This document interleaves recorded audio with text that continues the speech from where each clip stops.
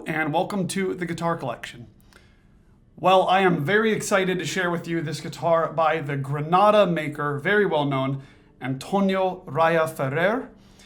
And this guitar has really surprised me.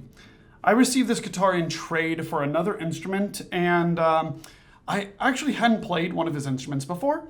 I was looking forward to it, but while I've played a lot of the most famous Granada makers like Antonio Marin Montero, I've had quite a few of those recently. I didn't expect this one to compare in any sort of way, to be honest, but it surprised me. And it has its own unique quality that is very exciting. I mean, I have to say, something that's very interesting about this guitar, which if you caught my live stream a few days ago, you might have seen me present to you, is that the main air resonance of this guitar seems to be caught between an E and an A. When I tap the top, in fact, let me get close to the mic real quick so I can show you.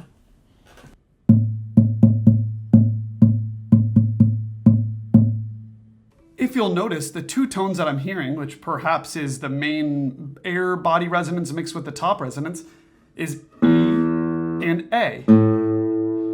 Now, when I played a chord on this guitar,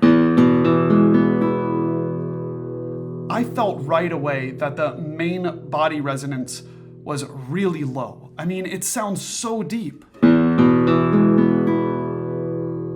And those of you that know me on this channel know that I really like these low main air body resonances.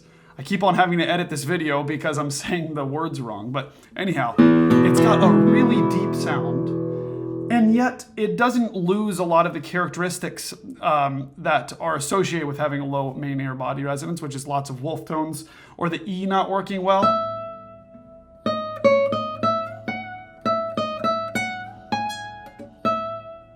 Sounds fantastic.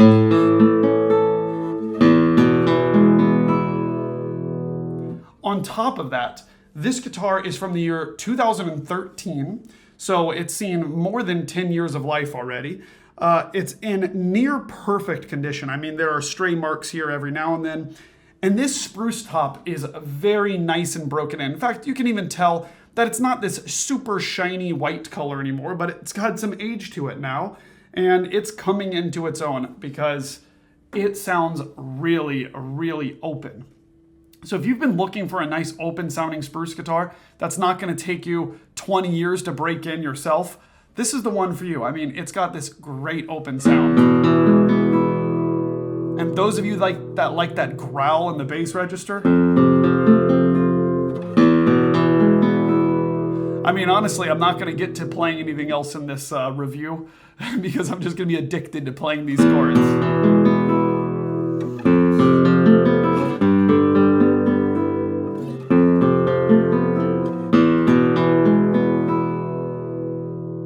Wow, that's exciting. And don't worry, I'm going to get to playing some more musical examples later in this video.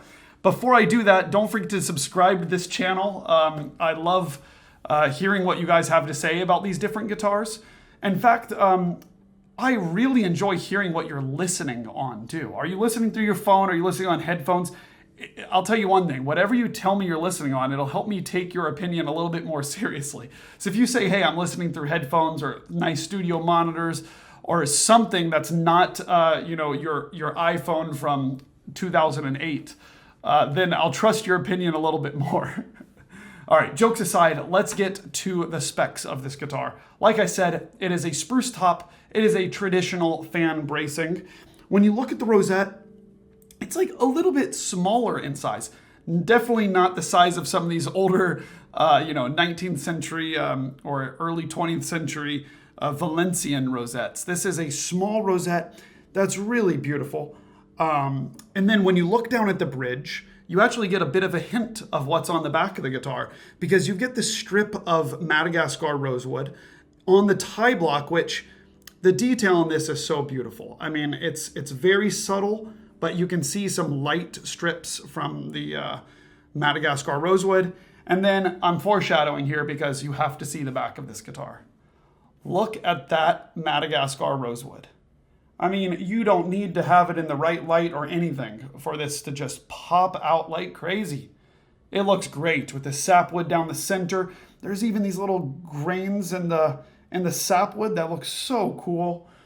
Super striking guitar. I have to say the neck is nice and thin.